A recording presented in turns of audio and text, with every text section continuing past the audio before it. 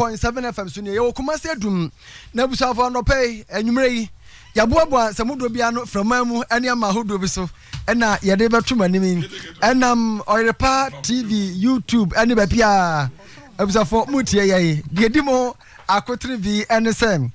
aye utag atria wo mote ye no ene omuni aban mu mpanifo ene apade mu mpanifo ahia na de na afiri mo ba ye de mu nkire mo ba na enu agenda 111 ekoso ewo trede enu mo na opposition manyoku ahodo ni bi kasasa ban ni benye sika wo he Dr. Anthony Nsiasare ewo nchiremu NDC fokuo ye wo asuapo mo ten o makasa de afa aban ho se atua utag for atie no asa aban watwi nani wo ho na enipa bi a wo mobuafu waban nwuma hodo mu kire so makatue mu nsem enkoyie ya wo mo kire sa ban na ato ne die mu ne nasoafo na adwumayefo de aka mu no enei wo mo kire se empanimfo na wo makasa na so nya de ababia empanimfo gina na wo mo besom mame Shaladosai international elections consultant sesi ameka saying na wakana kwesem bi e de chance ndrofo bra okọ Afghanistan na one Taliban for enya mpu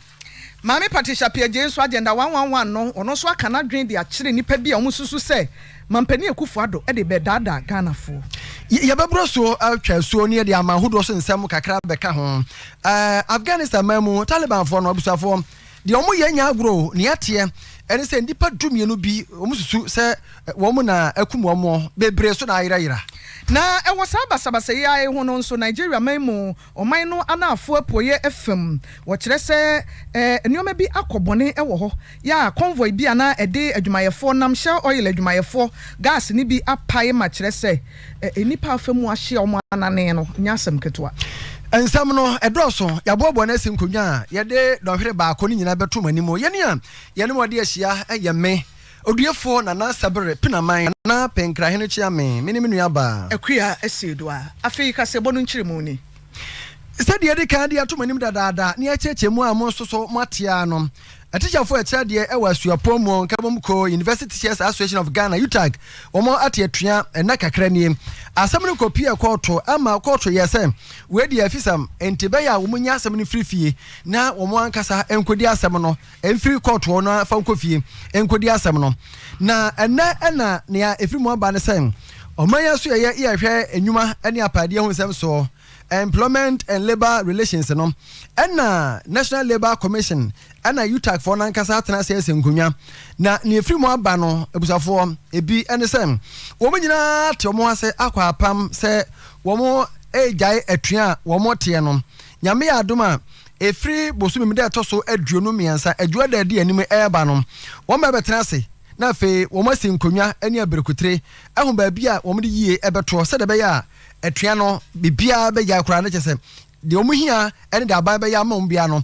ene so aye e de ama wo mo ensam no apoapo be se nan ene free sa enhyemode no mu aba na ne tenche ne tetia ne sem se se de o matem ho ase ayi asem no afiri koto a eba fia be siesie ne free dwada be edi anim kono ena obehya ase ye ka ho bi ama ne atie ne sem sede empenifota ka se wuntimi nton abo ansa nkura ne dua no atua no ewo so mo twesensan na wo ne empenifo kohia na wo mutimi se ho abrakutrem na national president Emma Womo Professor Charles Mafo wacheche mu bebrebe said nhyiamu no ene esikoye you suspended is right the man no understanding and say I can't say yeah can't say no be the court yeah ni pa krono so court na opposite class because someone here can say class here can nya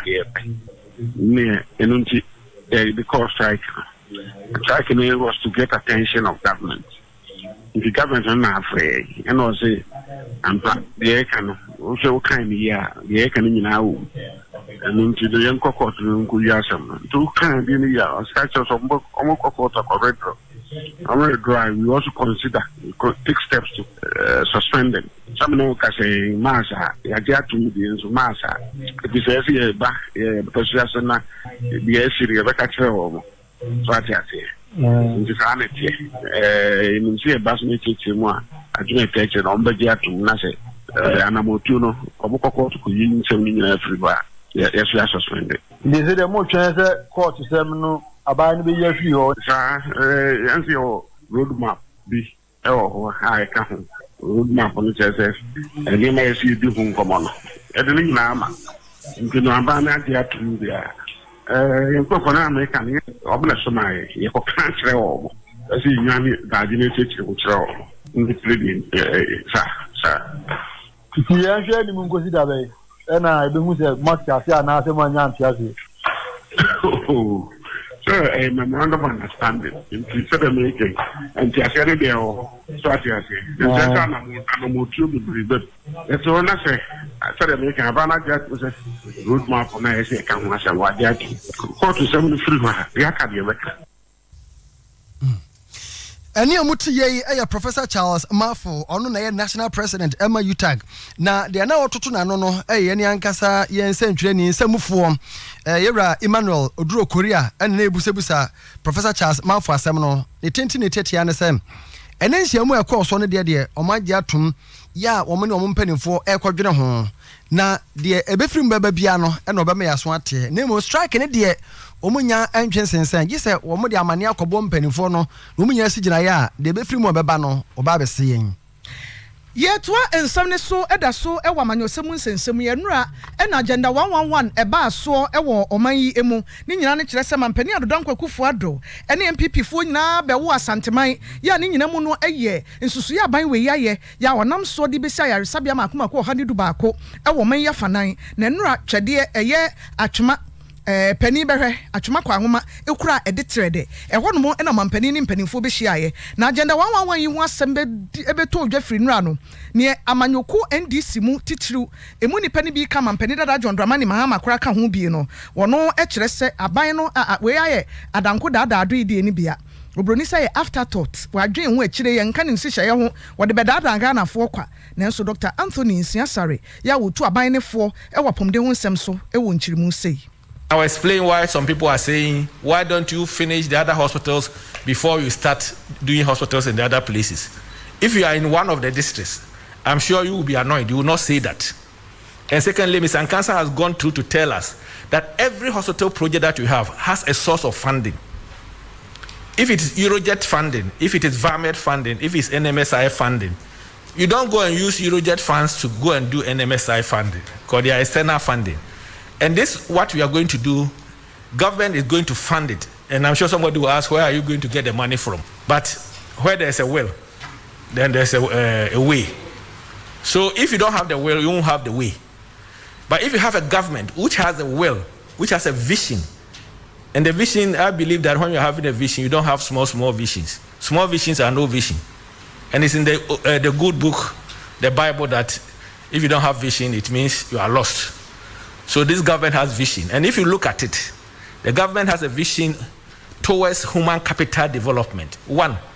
digitization to make sure that we have smart economy in this country. The second one is to have educated people in this country, the free SHS. And to me, the third one, which I'm very happy about, is to have healthy people who will do all the work in the country to create wealth. So these are the three cardinal points that I see that the government is trying to do to improve the status and the economy of this country. So when we look at it, we realize that there are some districts. If you put a district hospital in one place, if you are going to build the 88, they still have a problem because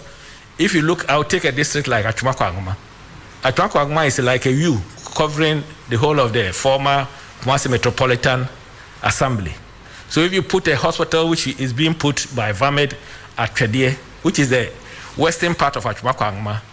and then you leave the Kwangoma side, which is the eastern part of Atwema Kwangoma, which has a population growth of over 200,000. The place is growing. Then nobody can pass through the Kwangma side, go through Kumasi and go to Twedie. So we look at all these things. And then it was decided that let's add some hospitals to some places so that everybody will have access to good, healthy, and quality health systems. And that's the reason why we reached 101. So the Agenda 111 consists of 101 district hospitals, state-of-the-art, fully furnished, fit-for-purpose hospitals. Na Dr. Anthony Nsiasare amanensi hwara o kachira yen semtrofo nyina sesesei agenda 111 no semtrofo so wadwuma ye papa ni nyina emu no ne se e wo se yedi ani srasra ba bia yesi hospital ni bie na ye ma progress report emfa ma ye tiefo ne yahwefo esan se ahwefo ne atiefo no muntimi nto na monko ho na ye media fo ne kwa ene betimi abeka de ekoso se ye no kresa ban ni sie ana wonsie nti media fo nso o se ye wadwumaye no enye faces ne ye no ye ni nyina abom ti we ene ma ne ye se eye project bi a eye soronko ebi nsi ba bi ada ba ye nim se ye wo vim no ye de be ye sa na e ma ni nyina ti de be ye ne se mo amusumu ni akire be se mo pushi ye de bia na mu di achi na ye na adwuma na okoso enti bibia ne ho beka kwa mu obi a wasate bia no you make sure say e be di afe any fa no district hospital so no mo wie regional hospital so no say construction civil work and o mo ye we o mo wie civil work na o mo ye civil work no equipment no bebem by equipment o mo wie civil work na o mate o mo say afiri ho no na equipment o mo hye equipment ni nyina hospital ho na o ma sa be paint ho biem na fe o ma Ghana service for the staff ama wo mu na o ma test afidie no na o ma train wo mu on it nti bedru afe ene fa no na president ko akokate commission hospital na je say ye mpese ye commission ya na hospital ni siwa sana nipa ko yimo adwuma nti ene free na ko se bi se Ghana service director general ni minister of health o ma ye adwuma together say staff o mbe ye mo adwuma nyina no hwan na be ye adwuma o ha hwan na be ye adwuma o ha na me de me den say MC atide ti enkola na omutifie se nurse for we rotation no tifie onye ba bi nkoye rotation as we speak kra say no ebu okoye obi koye housemanship kra na ye problem we Dr. Anthony Nsiasare ya wono ene krache otu abanfo ana mampanifo e wapomde ne ho nsensem ho no ono no de ato dwa chese agenda 111 na ban be pesika ba bi ehye bia ye beye na ye de aboa moman no apomde ne ho nsem afa ne ntoma pefra te se de mampani ka ne no ase opese Ghana man ebedru ba bi no mfie beye aduonu ana edunum bi achi no na ebibremu nyina Ghana ha sei na ye ka healthcare delivery system papa pomde ne ayarehwa na chese entu ba bia na oman no akonenim Sauko asuapo mu a ye wo amanyokuo ahodo a ye wo no wo mo enkrofo e wo ha wo mo ankasa wo mu ku ye fra mo eye tertiary students no na MPP wo mo de NDC wo mo de nkan so wo mo de wo mo agidi pa ya MPP ene NDC for de no aye tertiary education institution network ye twenti a ye kan ten mo kwa menkroma asuapo mu no pani ode o ma no en Theophilus Bechi na Bechi kire say wo hunu aban a onwine schoolfo ho da te se MPP aban na nado wo so mfa schoolfo nye hwe nanka wo de schoolfo ye bibia na no UTAG for atie atua bese ne wo mfa UTAG for ho fa wo mfa wo ho no awie ni nyina ne ho ntansa ye de bebo schoolfo yi schoolfo na say won na banchire basa no enti da aban we ye no wo mo ka kire MPP aban se na nado won twere ne mehwe UTAG for no won siesie omo hawo ma wo mo na school for no so ntiminya adesua e wo so mo hia bia yentie de ode tudwa. In letter dated 15 July 2021, the government was given adequate notice of an industrial actions UTAG threatened to embark on should their demands not be met properly. The intended industrial action subsequently materialized after the Akufo-Addo Bawumia government failed to address the concerns of UTAG.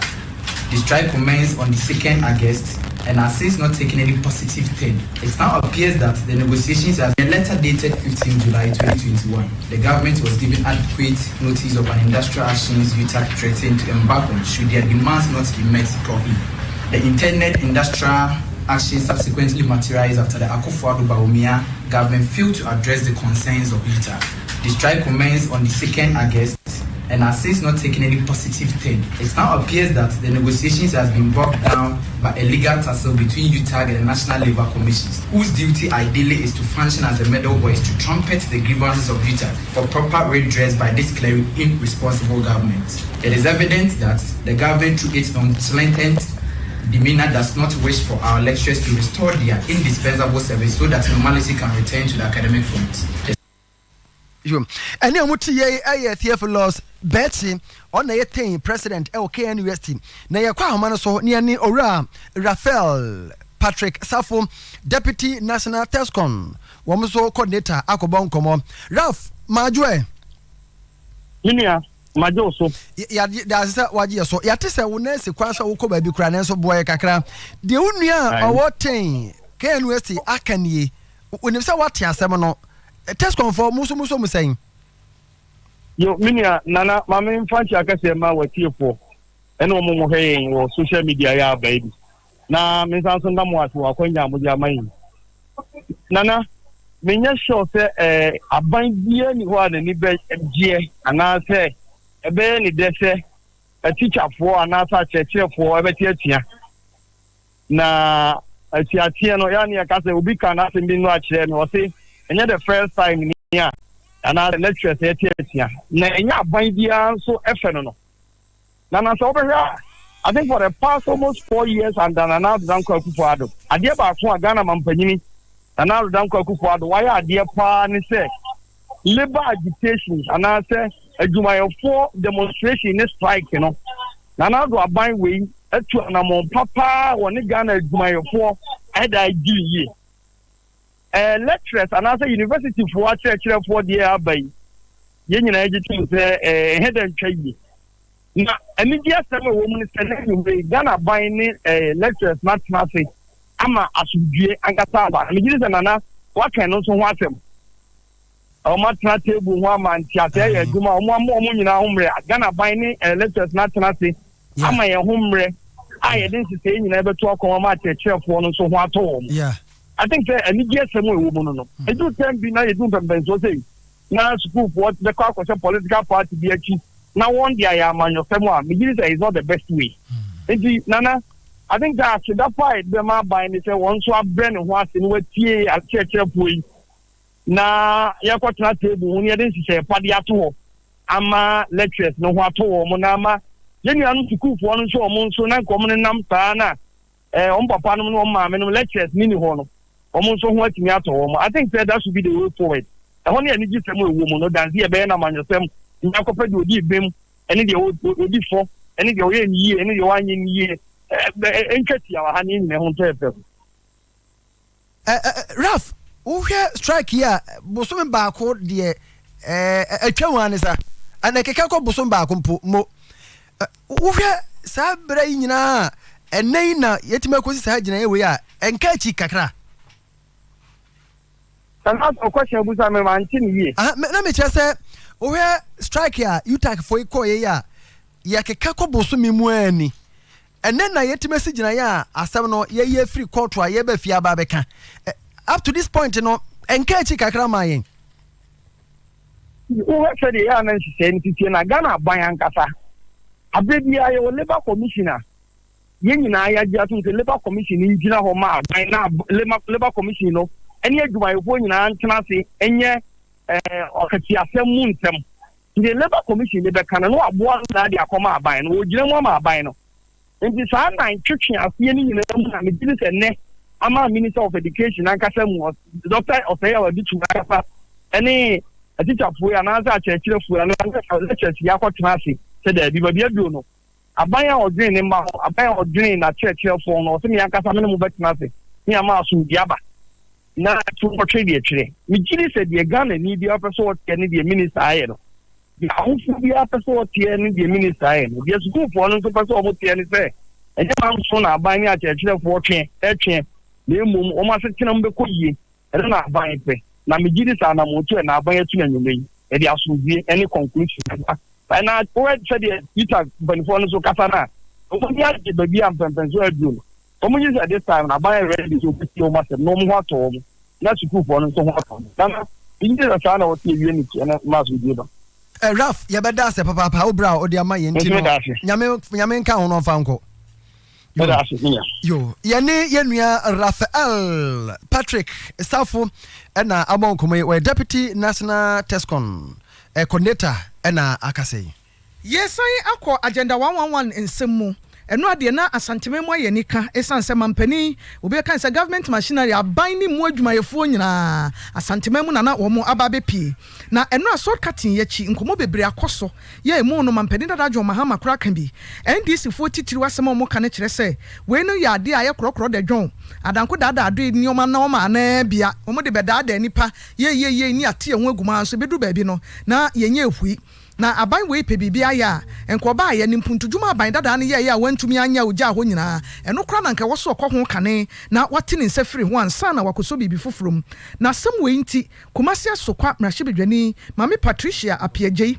edina no atomu bi ese obi a obegyina baabi aka semu bi se wade wei na ada na nokura bia animu no sa nipa no Bible mu ene ye kwa nka wɔre ata de fe ne se Toma ne bi Yesu Kristo wu sɔre ye wɔse ma hu na amfa me nsa nka ne mfim amfa me nsa nka ne nsɛm hu mprego na namu a nya de amagye die se wasɔre enum na Yesu begyina wa no ka kyere nse nhyira ne de ohu ye no wagye die Ghana fo de omo wogidie wan pipi mu ti sandisi fo ne Doubting Thomas omo wɔ ha omo mfa wo mo ho Mami Patricia Apiagye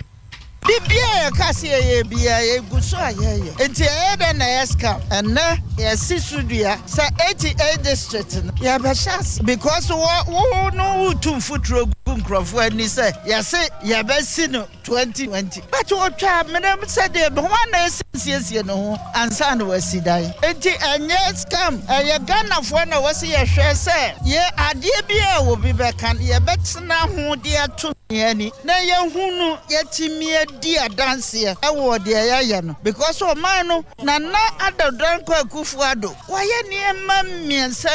yani na ye hu nan bia e kire wo Ghana ya pagya ye ho a ye ba di edi kan ene de waye ye se oman ewiase afa na nyina bibi betimi akoso a digitization and technology and timi promote ya yesa niema we say economy ekoso through 1D1F any other interventions ye de ye pagya enwuma hodo a na ewo oman yi mu a na entumi nko ye pagyam afa education ye free education na afa ye ko help e wo hwɛ nipa setena mu asa niema we say mu nyina ene mani pa setena eboa no enti na ehye adie bia ebema ede hoto ani yiedie ebema Ghana enti media de mesre amanfo ane say yemfa mpaibo entire chiri na yentumi emboa aban owani so ade hu na ebre bia Ghana fo ye lay foundation ni e chichira de na momfa mani nto niama bia na waba no obi abete de na mo ti apansam eni seba momfa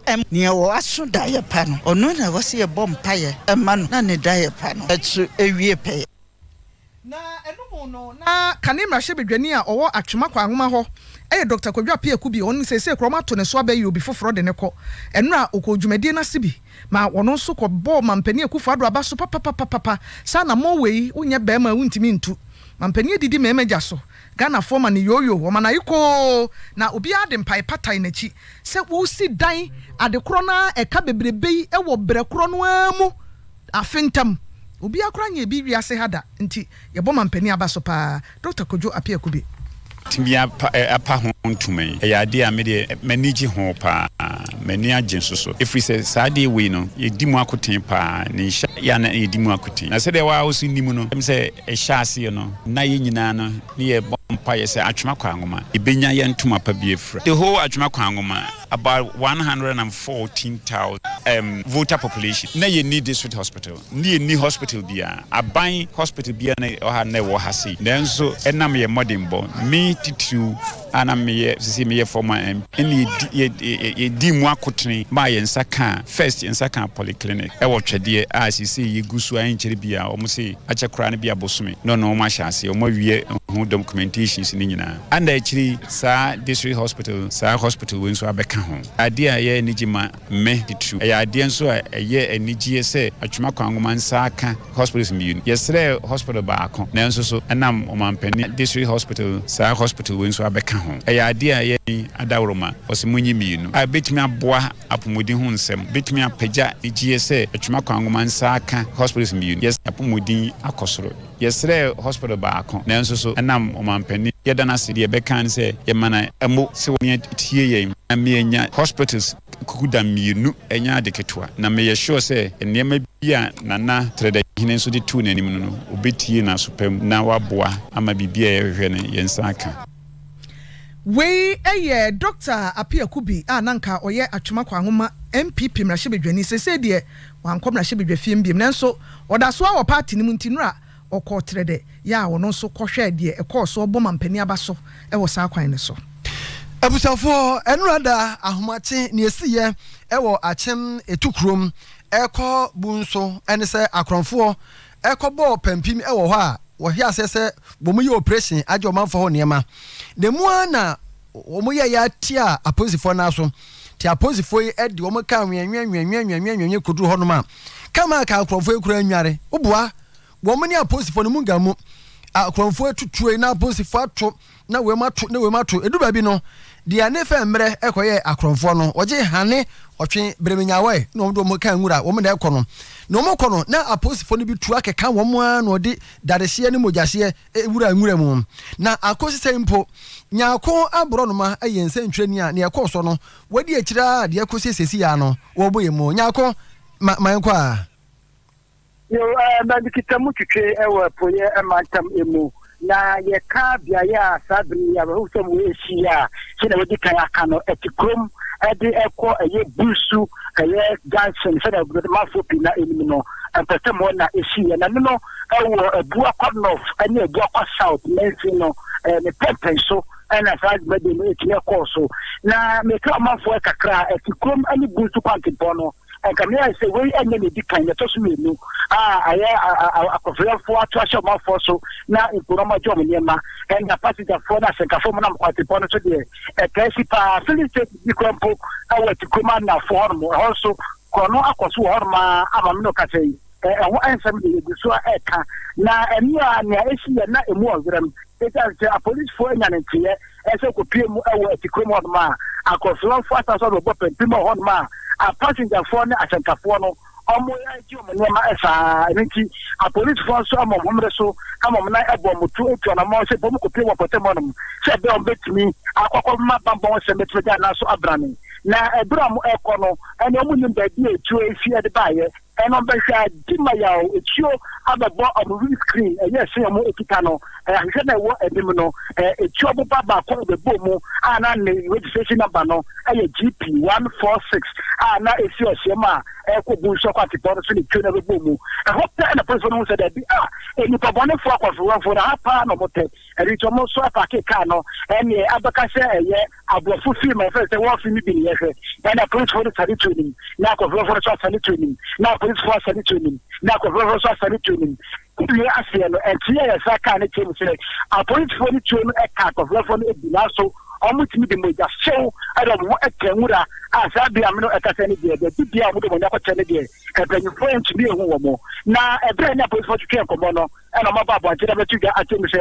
ebre mo te sa kwafranfo abotampim e wati komo mo e je manfo enema no amamom na abo mo je na enim ni mo na ana mo hwede de trawo tom na ebre mo ekokra no na omo nyimi se da bia kwafranfo no e se no mo se da nyim eri tie tuo na kwafranfo no di ka eto ya ebo mo screen emu no ana timi amama ni da wo se da akwafranfo na ana mo wo eri tie na tutu de timi ekọ so eri timi no akase de panyifo che ma de sabri nya de o ma timi ati obibia na ebo amu kopie mu akwafranfo na ko ya amu kopie mu awo de bia na mo de bia no amu se AK47 na tiabo ba ya to no mako anim egu efom on ma na tiri ampa akwafranfo no AK47 ene no bu yusu edi do majumadi ewo yesa akono bon emu me no kase ni do mo sa sumi so bia etete ne mo no o ma si pempim ewo kwante po no so sanso na mo de atafo ene bagbo panifo akogo potembo no mo ese bo no mo hwere mo mo na be ya se ni babo ne fo ma ekoso no eni pa se etiri be tinye so mo pati ne kwakwa no mo da de se de so to ade se wo etikomne ne patem ene emponade se wo osimbusu ene kwatwa wo se so bia me na ni na ho mo akobase de wo so bi etu aka no a ope apomde azi wa sabia no ya police force to se na be ya on be tinye tu ho na ma tu no kase ni de sa de no ka bia ho ante ne bom akofo so mutu sa anamo no enya ade police for extra etibaka obibia nyako ko wote se ebi aposifo ni bi tuo eka akronfo ni bi ansa no mu wura mu adwane na sabata ana yenya ne tie se etu no eka aye akronfo no mu ebaako enokra no ene mo mu se da bi ade na ekọ ne nyane na wo bia so ade ne si ye na eye bia yo bloka se nwura eka wo nyina asia nwura wo ewe mu pa erinti no ekoba ne sa no ana je so mo eka nwura otido omajane ebesi enne da bi omakọhye ne de enya da polifo ti mo meti kwan ye bedas ye nua nyako abro no mama ne bo na mate no na wonu se saa eponim no akromfo etaiba ho papa wodi free bone so na wo kokofori ya say wonam arboretum ho no ai kwantempo no so no dwuma po e was kwan na so su hyen wo kwan na so wo ko wanim kakra kwan da benkum ho ne ko begro abegro ho sei omo odwada me say ya achimbegro akromfo itimi kote ho ahamache omo hu se de adwafo oba na mu gimani sika dwom mu ba phones e me so kodwa ya na sika bobi asene ai say no de na de kra nipa ne koto so sika bon krofo asene pa ya ma prosifo di mpempe wo hwa kone aba ene hwe afi de omo adane omo ni dia kosi atukrom ekọ kofodua Edding. Akromfo no se de bia no wo mu lidin yo. Papa. Baby a wo nwini ye omeba no. Omo to na mo na mbofo nso siesie omo. Sa. Enti ho asem no ya na Edding pa. Ye free atukrom nsensem yi mu na ye wura nsem foforo mu ye kwa nkran ye toa so ho ne nkran de enwa. Na adwumayefo a wo aban enwuma hodo mu. Eye public sector workers ne dai omo aye oye kire. Na pani a woda wano a wono omo nante ye eye not bet gbogbochi yira gbogbochi e kire se omo ye oye kire ni wiye no womo nsem obo anu nyina no enko de koto Ghana Speaker of Parliament ora Albambagben anim sanka wonye na ensine so no nkoka nkire mpanimfo ma womo koduru mrahye bedwafie no ena ora Albambagben soma me be ka kire womo say Parliament was standing orders eye mra ye de ye adwuma ewo mrahye bedwafie wontimi mu sa mra ne so na o megina ho emeka se wogi obi anu disem e de akoma ban na mampani wono ho no nyansa bia memo bi nti no wo ho na emo wo hwese democracy be ya adwuma parliament gina ne baabi en executive e mampani ne naso afo nso e gina ne baabi nti oso wo mo asem ni mu a enye yie mainam so wo mo de wo masem enante ya ma ora Nobert Gbagbochi ene na chidifo yi akasa bebre e kire se ebe sika mu ntumu di ene na parliament o mu nyina e prema wo mo ho mo koto adwumayefo akati o ma mo se 4% o se 7% mo so mo de mo atomu 79% na Ghana no obi ye Ghana ni chen obi ana yenti ora Nobert Gbagbochi ne nsam a ene okomra chebedwafia Mr Speaker ntie na sam no wanso mu no de efiri mu bae. We've been able to contact one of the parliamentarians and he has received the document on behalf of the rest. And we have also planned that we would table a petition each to Speaker, Majority Leader. We think he's a native of the land that needed to know what actually is happening. So if parliamentary procedures prevent him from receiving an official document from us, we are giving it to him unofficially. We want him to study it and know the situation on the ground. It is not always right or true that you have to use procedure. Sometimes you forgo procedure, look at the intensity of the issue, and you resolve it. That is why we think that whether officially or unofficially, he must be petitioned. Because we are not, how do we call it, a politically affiliated group. So we were thinking that's why we were even targeting Speaker. We thought that neutrality could set in trying to help table our issues for them to have them redressed. But they are telling us that we should still come through the main door, of which we have done today, and we are happy. It's worrisome, but it's so because obviously the issues we are mentioning, they have about 90% in there. We are talking about Article 71 office holders. And when you mention that name, the first name is parliamentarians. So if you are petitioning against the vast difference between them and the public sector worker, you will know the natural feeling. So if they say no, I don't begrudge them, but it doesn't also prevent us from doing what we are supposed to do. Na eno na chi no eno ora Gbagbochi e kire se Mr Speaker so on so letter ni mu a ene omo de befa ba bi foforo de akoma no no de ohwem sensem na ewo mu no oka omo ho bi ne adi bi di ne na nani beje a na momu de matoto mu diem na ekoba dom ne nso a yen yegu fam ha ye bre no wo se momu pay ya matoto mu ye ma mo petrol free mo da kanea mu free mo dware nso free mo ka akora no mo aban kwa ye se mo ya te so ma mo nto ahoton ko na Ghana fo bre ene de ehwe ye mpanimfo enti se eno nte sa ne nkoyie sadim se Speaker e kire se wo so mu anye yie no a omo so pay no omo nte so nko zero mo fa bi nka ho kra. The Chief Labor Officer be directed by law to initiate a fresh negotiation, having in mind that we want 25% base pay increment and not that of 4%. And we are also asking that, quite apart from that, the 7% they negotiated for next year should also go to 35%. Either than that, he can also resign. Then the Article 71 office holders can also reduce their percentages to 0. And also tell us that because of the economic conditions, they are not going to pay themselves any salaries because they take almost everything for free until our salary issues are settled. Na ora agbobochi ewie no na woni a ekọ ye kire ni bi nso e kire wadwen kire se enioma nkoyie wo nso asem ni. Yes, as a public house worker, I'm not satisfied with the 4% increment. The 4% increment, I'm not happy with it. That is why I'm also participating in the people are not happy. Okay, but because we're in the public sector, people decide to sit back and complain. So if some few of us sacrifice our time to submit this petition, it's also an appeal that our nursing leaders should also listen to us and know that the 4% from 10% reduced to 4%. It's a no-no. If they can increase it to 20%, 25%, we don't mind because the ministers are taking 17 and 25. They should give us the balance. I am motivated to participate in this demonstration because this demonstration is about my life. I am saying that this nonsense of 4% must stop today. It has ended and doesn't make sense. Most of the appointees of the president, some take home 2 billion, 2.5, 1.5 billion OCD. And we those who oil the wheel of government, the public sector workers, some take home pittance as little as 400, 600, 800 Ghana, 1,000. Meanwhile, we pay school fees, we buy fuel. Those who don't have vehicles, they bought trucks and taxis every day. Those of us who do not live in our own homes, okay, we pay rent. We buy electricity, we buy water. Most of these big men don't buy water, they don't buy electricity, they don't buy fuel, and yet they have the guts to go and bring home 4%. I see it as a Kokwanasi story. They intentionally sat quietly with government appointees, with the political elites to give us 4%. Meanwhile, the political elites today are paying themselves 70+%. If they knew that 70% plus was good for the political elites, why didn't they do same for those of us who buy electricity?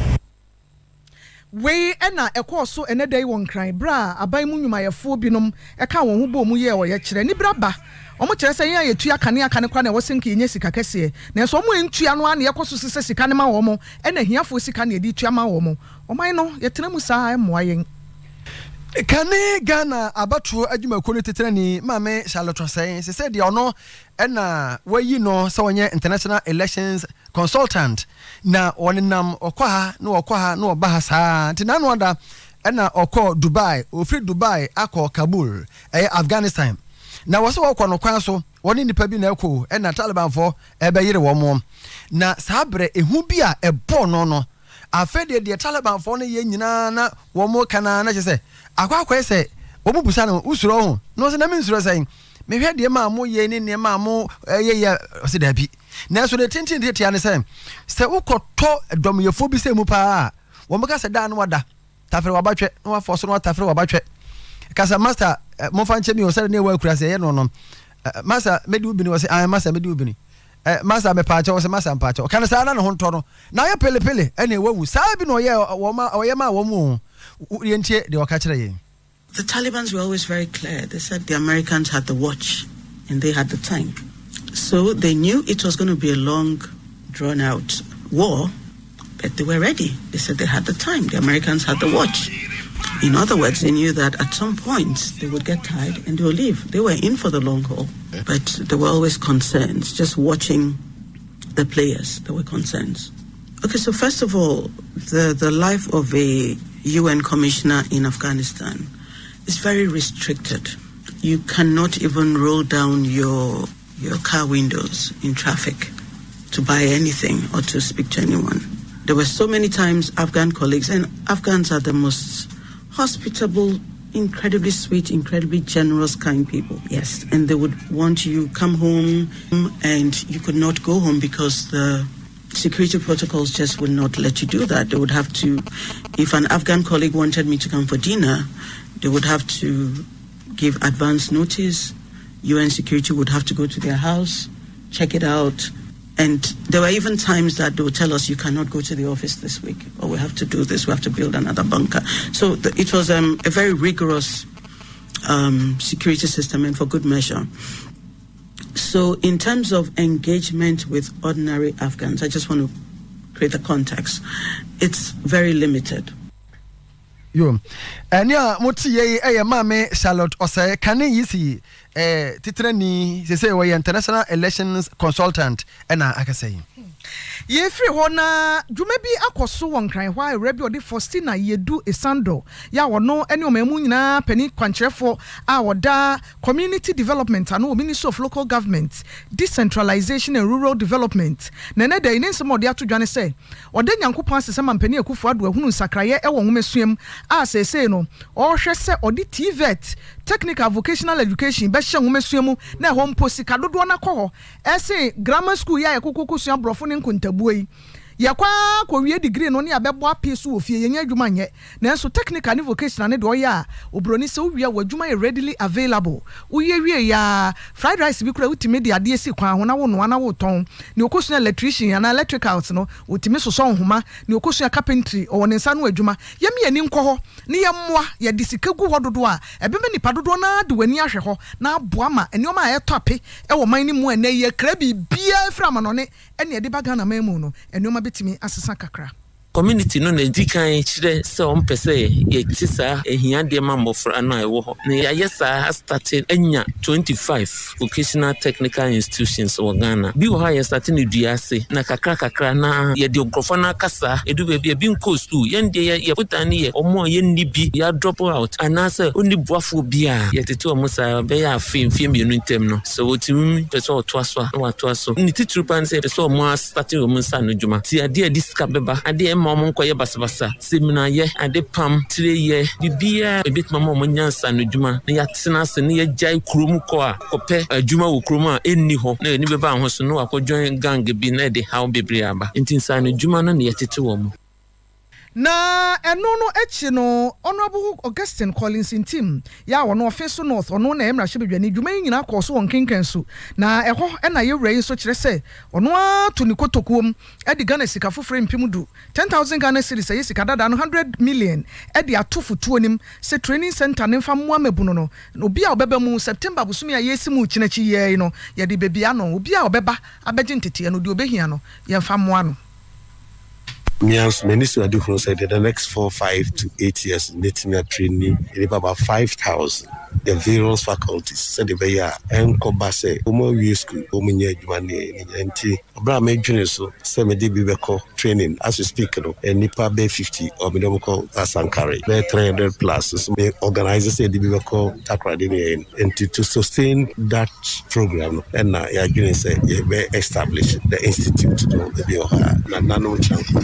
ne payfo nyina so agye atomo ma payfo nyina so yetu anamo ya ba be ahobo a yaye said the beya anyone ya betimi establish school no ewo enkinkenso in the Offense North district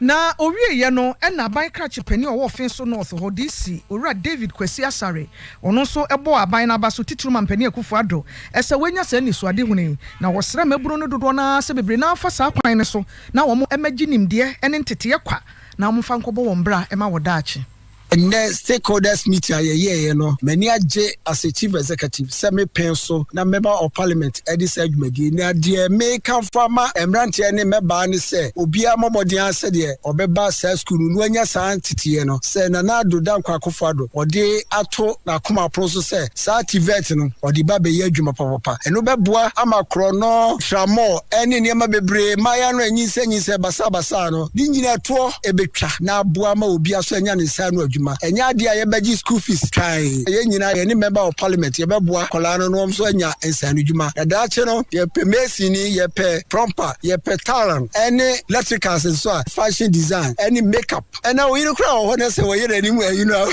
why you crowd who no any papa ya say wo boa makeup ye ti me de sisam Wahwa wo yira oda wa chipa wo fiti no oba wo hu no say yo no a ye wo de ye na nadwo ye wo de ye na wia nadwo de ne de piem saa no a eno ye fe ne loud makeup dede wanim ni nye dede nso so ye fe ne loud we san se san okra ni nyina ye de abeka nipa ya setena ho nti wo mama mabu no ni nko no nko so ye bi wo mo ye ne yesu so afata wo mo pa afata wo mo ezama papa wa no no ye betimi aye ne kakra do ba bi so ano kese na ne amoa no Say the money to no cry. Makeup now. Yes, sir. Aye. Yes, it you flat right na yet tiana san wenim. Na say mo si ye money achi no cry say no. Na mo dey fa be si say na Johnny say na man say dobru bi osoro em me dey ya na pese oka. Sa pepe na tie. Dey aba no. Nti ni nyina hia ene makeup na ba asetena. Nti sese yesua ni ye ni nyina ho ntete ombeye e won kenkan so. Me amenya bi kra mesua. Na wo se wosua e boa pa. Say o makeup artist mema. Enkanya bado. Oh baby oh. You an unya ne bebre ya na unya ska bebre. Sanity. Me kira de kakra my radio kakra. Ma ko ye makeup kakra. So ye millionaire dia wo so ye bi ka ho. Owura Peter Boateng na oye headmaster Mbesetia Secondary Technical School. Ewa atwoma ponua mansrimu asante mantem ye mu. Adesrade na ode to asuafo dadafo nkabam ko all students association anim afi omo e kan bi wo mu awofo nyina se ohwe school na wo mo dodo no edube sempem nan na so wo ni sick baby a ho sick baby na wo ni no se school nkwada ne bi ho dodo no ketua bi mpa je se wo faka eba enkawe anase to ase health center ho no no matima benya yere santi osre wo mo atiminya sick baby e wo school na mu a wo mpepa Near High Technical School. You see, in Yamiadum School, a conanim, a unipa, like I say, school population, and 3,169. I move more than 70% in a year borders. I said, yet, you know, baby, and nipane draws now or however. School no, yes, how far a sick bill. A maniswa did who say a bit me a sick bill. Sakwadabia, ya repair, I just say, you took a near the neko. Nkawe yade anase to ase yade ni bi wo nso anenka nurse bitimi aso ano amayen ewo ahasi nti school ni anisu ade hunu pa ne yade stedie pa no na sisi ya mprimpri a ye kase ye wo edan bi esi ho no mu a saa dan no yenye esiesie kakra ewo ho a ebetumi aye sick bay nti mesre all students ananom ne nuanu adofo a ewo empata mu hasi atwumaman nyina se mu nyina munye ye boa na muntwa mu anim rampa setia se oba twumamponua district na we ni school a ewo hasi so no itembia na ya na de boy homra ne se the gateway to atwumamponua enim pasetia senior high na enuachi headmaster amanso ha wo mu a ebetro wasi nsɔhwe no school for no ya na bebre ya register wie etidem pe na me ye en yo ye de opɛ ne do na we opɛ no na twetwe ko a na twa utire ho sɛ hwɛ wanim enti wo ka kye omo sɛ mommɔmɔde na mo trase mo nya brentra mo to so na mo sua de na mo da akye no no ya na no ni school no ne buta ye pa nti no sɛ de wo kan udi ka kan last year nyame adom eniema ekɔ n'anim eba yɛ nso no ye nyina ya ka bo ani adwumayefo ni nyina yes said ye be ya fi nsɔhwɛ no so no ebekɔ soachen afra sɛ die no nhyɛ ya fi ade agu kwa mu ayɛ me gidi pa sɛ afi be ya ade acha afra sɛ die no ɛne sɛ afra sɛ ne wɔ exam bi afra no sɛ proof of length nti ɛno no ye ma dispute ɛho ɛna fishing no no bosumi bia no form 3 fo ya sisi wo mo be ye exams ne ye wo mo exams ne ya mark ne de abɔ wo mo ya ade wo mu no na yama wo mo awards enti ebeye competition ya no bia pese onya award ni ebi nti ama nkwara na ho keka no e won so hwe ya mo batwiro no e kosoro pa kosoro e na wo fo nso na me sa asra mu se eduru sa abre ya obi anya gidie ani abrehye mu e wo ne ba mu ma ye ngwese ye nanti ba bia kopɛ apo ana e ma ensohwe no egidie pa na de ensohwe ne akumsisa Eni amuti ye Owura Peter Boateng on a headmaster Mbesetia Secondary Technical School. Yet once some EPA, Environmental Protection Agency, one more empany for Wakika one climate change, dear baby, be an MBA can was some a year a remo and sacraye. Sense a cranny baby and so about Tommy Remo, you said the woman I say, and I also say a riaba ding. Now a bashim food dear says, Noma, Ninano Jenipa, ya bra, ya boy, I was so said in Yamedi or penna amaye. Now a penny baby, a penny a danefano, a camona, a map, ya dada setan so, and Noma etu Mrs. Say nsu afiase eto den e wo man no emu ya wo comment fia to emantamu apa west region a enioma ekoso wo na busuafo a homete nsu atua fa nkrofo mfudie so anyemo anyina kɔ nkrofo adan adweregu ya nei nipa bebre no a na deda monten so say ya aso dan mu ni suku adan mu na nipa dodo no adeda. Executive Director Bedi Echo EPA Eyora Ebenezer Apia Sapon wakasa na nsɛm nyina kyerɛ sɛ climate change ne baabi a bɛsesa afa bia no ɛsɛsɛ ma yɛ ho kwan ne agitum na yɛ mo ɛsesa yɛ brabɔ ne yɛ ne yɛ ɛwɔ saa kwan ne so. Climate change nsɛm ne de ɛyɛ ɛfa wiase nyina ho enti badeɛ yɛn ha no yɛayɛ yɛn ho sɛ yɛbɛbɔ ho dawuro na tosu mienu no yɛhwɛ sɛ bibi ɛfa climate change ho bia ne de bɛhyɛ yɛn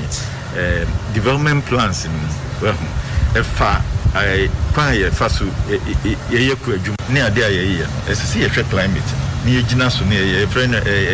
climate resilient infrastructure even yanda ye sisi bra no esisi we see with the climate impact nyoma bi memo ma se nation ya fa no se ya sede se ye behwe ne ne international community no abom na ye reduce madam ma last year kwara ye fa so ye ku adwuma sese ne enura hodo edigu no by so mu se no so ha eye yensa na ya na se enura na ye use no sometimes we dream say nipa na o use no otiase well ntia ye education no ehia ye ngase mom use no be na be use no kwan obe fa so ye use no breben na obe use no ni nyina ye bibia chemical dealers no ye o ma said ne say obi beto a obekyerechire ne mu ete say o akodro so akoto edo so to meet yourself for 2-3 times a day well ete sa pepepe neti nti sa de no na ese ye hyemu kenana o moto aso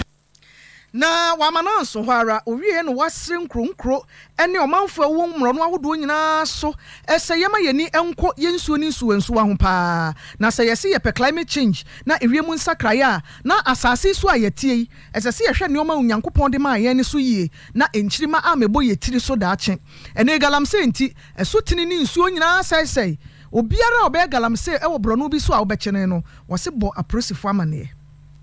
I'm saying bano ahunte say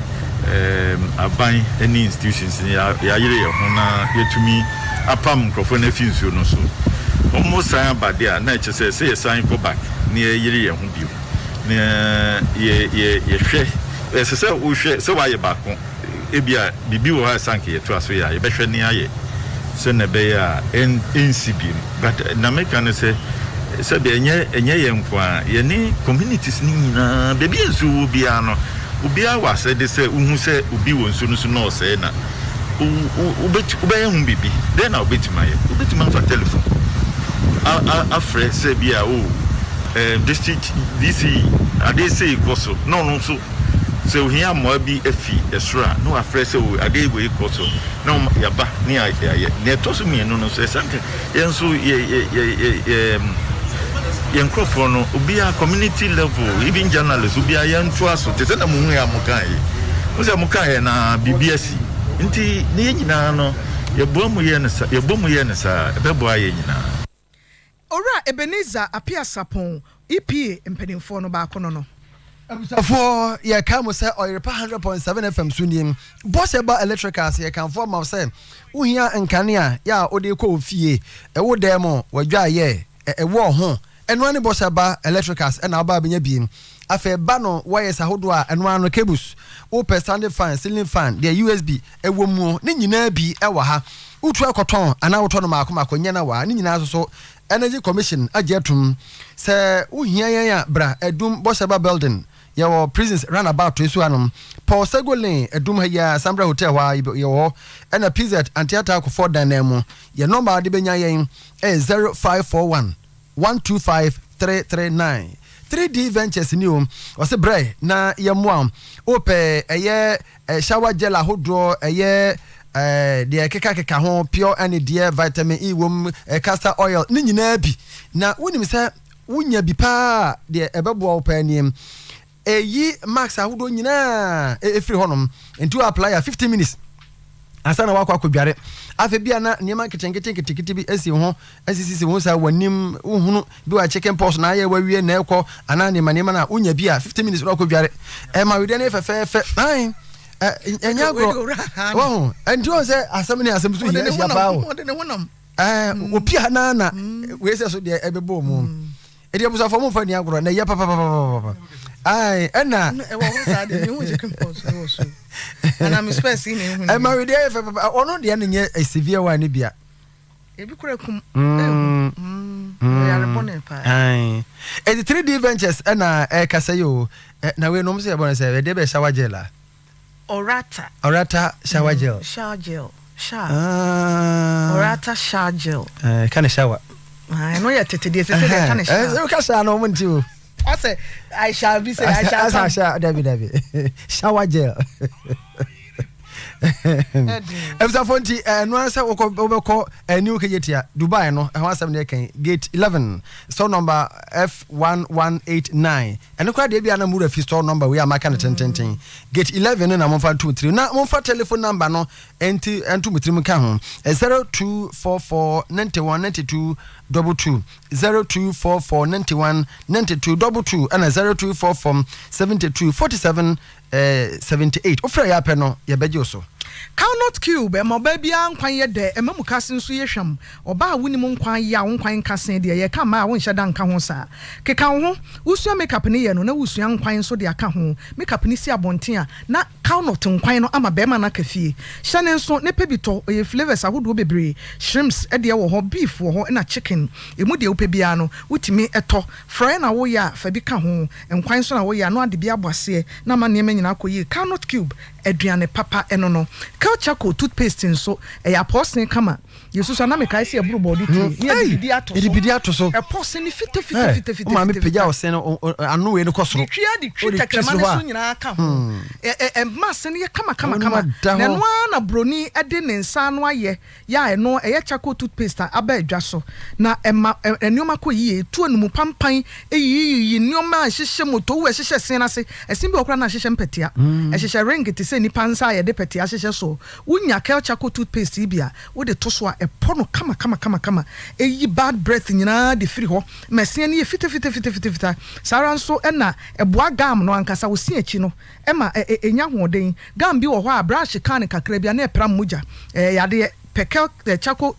toothpaste ni bi na efa esiesi wo ho na enye kama na pebito a na ye ka kire wo se ubenya bia to Samara Company Limited culture co toothpaste happy smile number ne 0246 864 798 0246 86 47 98 upa ubenya prekese natural ginger drink nso eno de me amada ne ho ambassador self-acclaimed ambassador when the me amada mabo me ho ambassador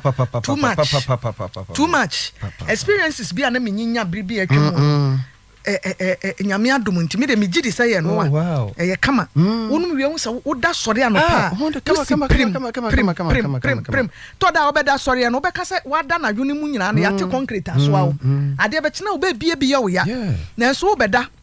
na wono prekese natural ginger drink ya obe sori no na echesa ahode ara nkotwum ye kama papa bebi to dodo na Oyerepa FM ha Kate Pharmacy okenya se adwuma mu Eja Jones ewo the world aputoja Santasi mai ubenya bi ma Cecilia Abrepo market na na adwo ba Prade Methodist Eldeje kum wo hwima manfrum na na ya wo station bank carrier Blessed Requa wo ke o pure leaf heba we bu akwa oben old police station ho efia sapon South Central KCC school ena mama bene wa afo nkwanta woni anwem clinic hwe ani mu Ike Mens ewo Krofum Columbia ena Rose West Reso Thursday house wa nanim wa Sister Lucy ewa Greek Nwama market ena Godfather Herbal ewa demra odene nkwada so wo pedodo atu akoton a wo so betimi afre 0548 953324 0548 953324 prekese natural ginger eyan prekese akakadu kakra wom na garlic and a walk to taste aha a walk to taste kama so bi hwe na ye nton ade bone emfa mama abusafo tiawa ewo amahodo so nsemo nano ye retomanim se Afghanistan